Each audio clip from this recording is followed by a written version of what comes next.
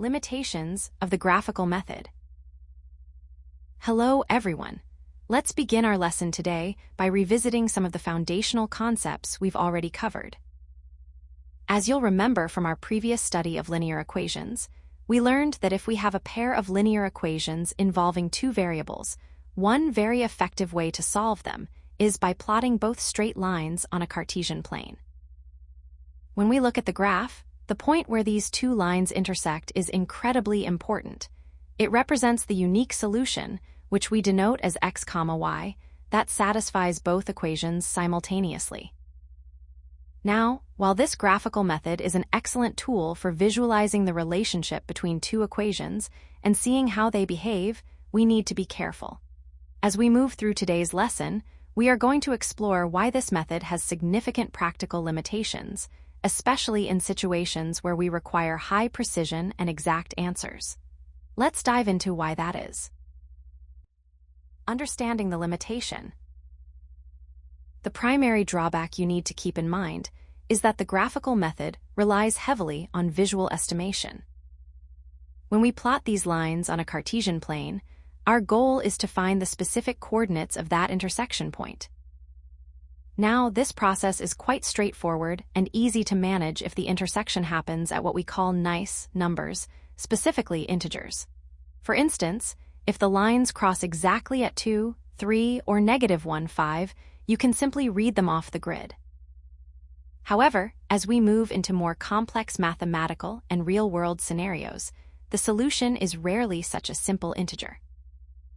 The intersection point might consist of much more difficult values, such as fractions, like 4/13 and 1/19, or decimals, such as -1.75 and 3.3, or even irrational numbers, like the square root of 3 and the square root of 7 multiplied by 2.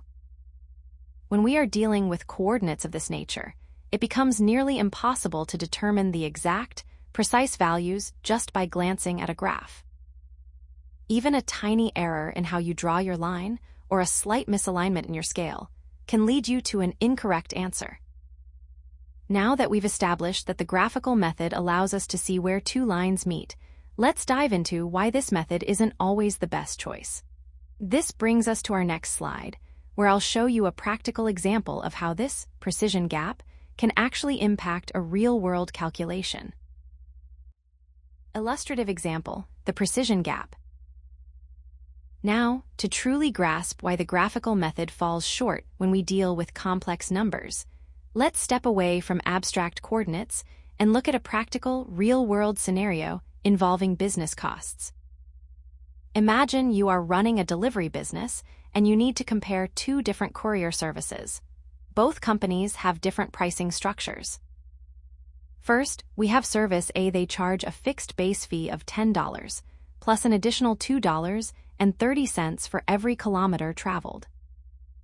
Next, we have service B. This service is cheaper up front, with a fixed fee of only $2, but they charge a higher rate of $3.70 per kilometer. Our goal here is to find the exact distance, which we will call x, measured in kilometers, where the total cost, which we will call y, is exactly the same for both services. As we move to the next slide, we will see how we can turn this scenario into equations to find that precise point. Step 1. Formulate the equations. Now that we have our real-world scenario involving the two courier services, let's move into the first step of our mathematical process, formulating the equations. To translate this word problem into math, we need to represent the total cost, which we'll call y, in terms of the distance traveled, which we'll call x. For our first service, we have a fixed base fee of $10 and an additional charge of $2.30 for every kilometer. This gives us our first equation, y equals 2.3x plus 10. For the second service, we have a lower base fee of only $2, but a higher rate of $3.70 per kilometer. This gives us our second equation, y equals 3.7x plus 2. By setting up these two linear equations, we have now prepared ourselves to see how the graphical method attempts to find the intersection, and more importantly, why it might fall short of giving us the exact answer we need. Step 2. Attempting the graphical approach. Now, let's put this into practice. If we were to take the two equations we just formulated and plot them on a graph, we would see the two lines crossing each other. Looking closely at the intersection, you would notice that the lines meet somewhere between x equals 21 and x equals 22. At this stage, if you were just glancing at the paper, you might be tempted to guess that the answer is approximately x equals 21.4, or perhaps 21.5. But here is the critical point I want you to remember. Simply guessing based on a visual plot is not mathematically precise. As we will see in the next slide, there is a much more accurate way to find the true value without relying on our eyes alone. Step 3. The exact calculation. Now, let's move away from the guesswork we saw in the previous slide and look at how we find the true, precise answer using algebra. To find the exact value, we are going to set our two equations equal to each other, because we are looking for the specific point where the costs are identical. Starting with our equation, 3.7x plus 2 equals 2.3x plus 10.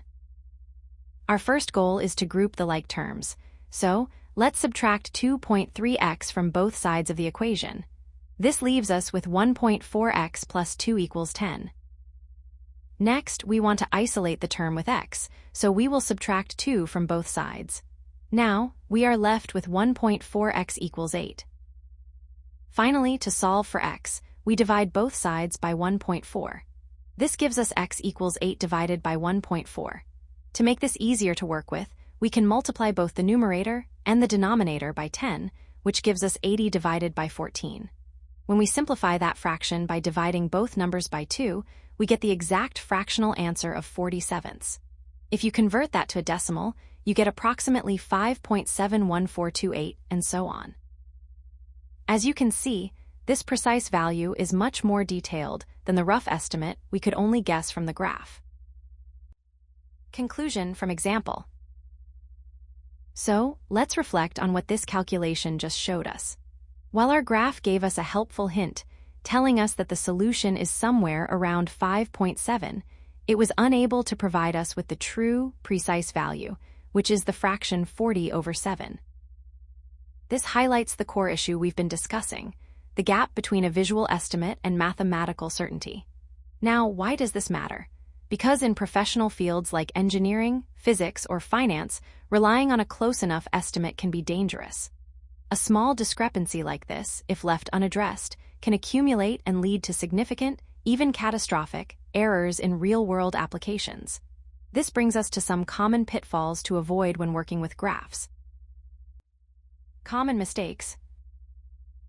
First, there is the issue of over-reliance on visuals. It is very tempting to look at a graph, see the intersection point sitting right on a grid line, and immediately conclude that you have found the exact answer. However, you must remain cautious.